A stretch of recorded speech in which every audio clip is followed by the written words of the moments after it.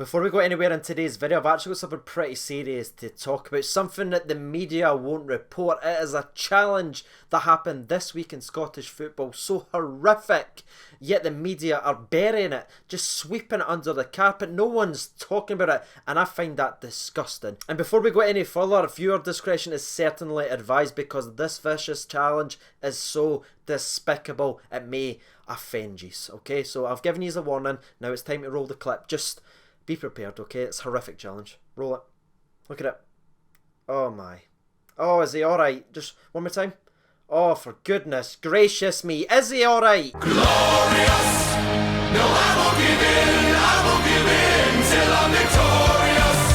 Hello everyone, this is CJNovo992 and today we are back with another brand new video. Today's video we're going to be discussing Rangers versus Kilmarnock, Stevie Clarke versus Steven Gerrard. I don't know how you feel about this potential matchup, but for me it's got all the makings of being a main event at Wrestle Frickin' Mania. So without any further ado, let's just dive into it, shall we? 3, 2, 1. Kilmarnock versus Rangers, 5:15 kickoff Saturday night, Rugby Park, 5th round of the Scottish Cup. Now, as previously mentioned in the actual intro, there's a hell of a lot going on, not just on the pitch, but off the pitch as well, for the two managers having a sort of war of words during this week's press conferences. Now, if you've missed them, it was all started by Stevie Clarke, who came out. His overall message, by the way, I do actually understand.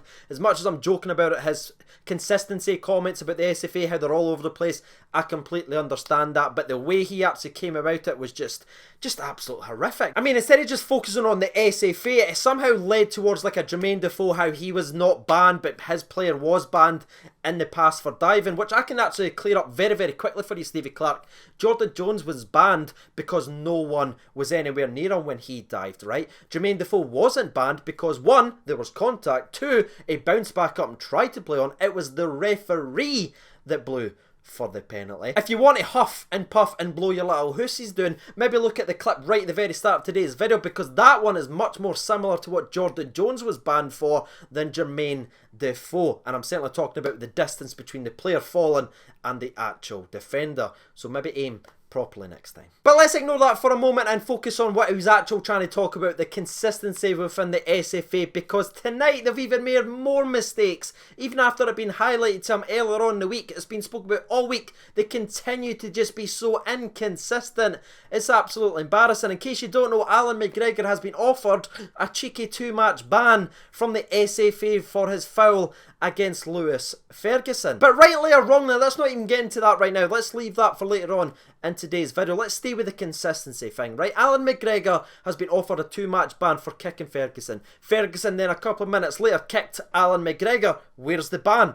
Where is it? Now, you might be quick to say it's because he got booked. That is why he can't be banned by the SFA or increased to a couple of match bans, whatever, which is actually incorrect, because once again, the SFA continue to make up their own rules, because the Hibs player against Celtic received a yellow card for a challenge. It was on Inzaghi, I think that's how you pronounce his name.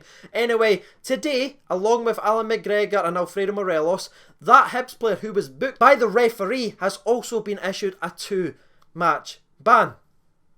So the rule about if the referee sees it and books it, then he can't be banned, just gone. For what reason? For what reason has the SFA, other than just sheer stupidity? Honestly, it's like they just watch the Rangers games. That's all they watch, because they've missed that, right? They've missed that. They've missed that. And they've missed that.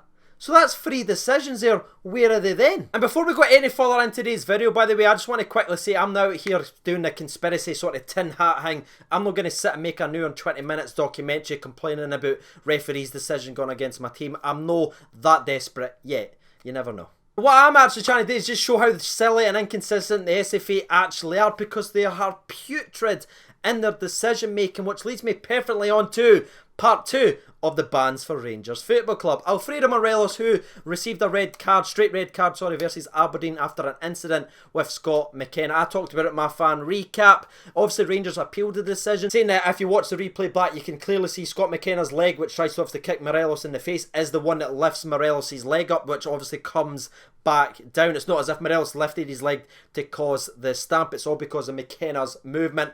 And he doesn't actually catch him in the gonads, believe it or not. I thought he did, got McKenna in the gonads, but it's actually just on his leg when I'm bringing his foot down. Right, that decision right there, everyone saw it, everyone's had their theory on it. Rangers appealed the decision expecting it to be rescinded, but now, as of right now when I've been making today's video, it's been breaking news that Alfredo Morelos won't have the red card rescinded, and he will also be given a free match ban. Which, if you jump back to earlier on in the season with him and McKenna, it just doesn't make any sense. Once again, reverting back to the consistency of the SFA. I'm purely baffled by them. Honestly, the SFA just never ceases to amaze me. But to recap, just very, very briefly, Mcgregor has been offered a 2-match ban, which Rangers can either accept or decline. If they decline it, it could eventually lead to a longer ban. And Alfredo Morelos won't have any other things he can do here. He will need to miss the next 3 matches, which includes the Kilmarnock match, why it's been discussed right frickin' now. So what's your overall thoughts on the decisions by the SFA to not only ban Mcgregor but to continue the ban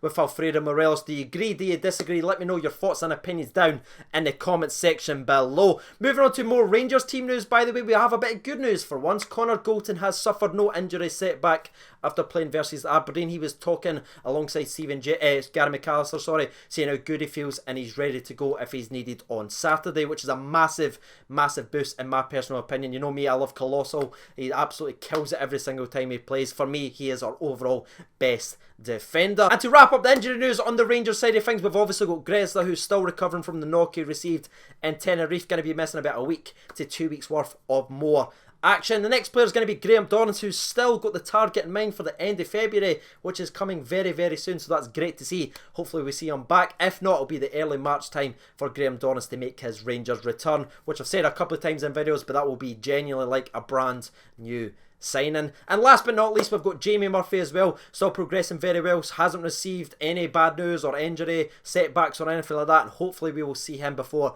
the end of the season. But that is it for the team news and breakdown. We've talked about the compliance officer who's going to be missing for the game, so that's Shagger potentially if Rangers accept the ban, and also Alfredo Morelos will be definitely missing out. So now you've heard the Rangers news, what is your thoughts and opinions going into this game? Because taking nothing away from Kilmarnock, they are a very, very good side. Hell, we saw that 2 weeks ago at Rugby Park. They are very, very good at home. They've got dangerous, exciting players on the ball that can create anything. So without all this baggage off the field that I didn't really want to be talking about, actual on the pitch, there's a hell of a lot of good stuff going to be happening from both teams, and I'm expecting it to be just as good of a game as the actual Aberdeen one. And I'm actually going to go with another close, well fought game, but the overall scoreline going to be Rangers 3, Kilmarnock 1. My goal scorers will be Jermaine Defoe. I believe he's going to get a double, so that's a double for Defoe.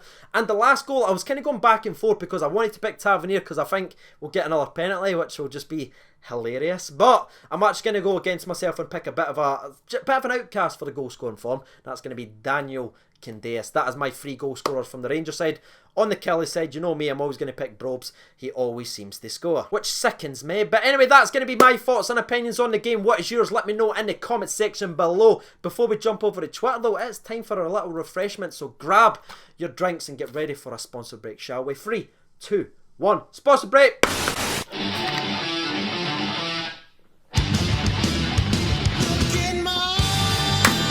By the way, didn't skip out on the sponsor break because the only time I've not done that in a video so far this season was the Killie game. What was the score? Do the math. But now it's time to jump over to Twitter and hear directly from the people. Predictions, 804 votes. Thank you so much for getting involved. 5% votes for draw, 7% votes for a Kilmarnock win, but 88% votes for a Rangers win, which I might be wrong, usually am, but that's the exact same breakdown as the Aberdeen game. Consistency, boys. I love that. Roy O'Neill says Rangers 3-0, goal scorers Defoe, Kent and Captain Tavernier. Alfredo says 2-1 to Rangers, expecting a tough game but us to pull through, Defoe and Scotty Arfield. Stuart Ward says Rangers 3-1, Defoe, Tavernier and Ryan Jack. Now that would just be the staunchest of all staunch. Ali says Rangers will be up for this 4-0 Rangers, CJ. Defoe with 2 goals, Morelos with 1 and Lafferty last 50 minutes with a volley back of the net. Danny Taylor says Rangers 3-1, but if Katic and Goulton are playing together, I can't see us conceding. Daniel Woodward says Rangers 2-1, Defoe and a Tavernier with the penalty, because I want to see Steve Clark after we get a penalty, and I think the Wolf, aka Brobs, will score for them. Andrew Wilson says well win 3-1, Kent, Katic and Morelos. Thank you so much, Andy. Peter Ramsey says, once again actually, Rangers 3-1, Killie, Kent, Jack, Defoe. And the last 2 or 3 that we'll actually read out come from Billy K. Says Rangers 4-0. DK Neil says Rangers 3-0. Morelos hat-trick. I think that's wrong, DK. I think that's wrong indeed, son. Andrew says 2-0. Defoe double just to rub it in Stevie Clark's face. And the last one we'll actually read out comes from Bang.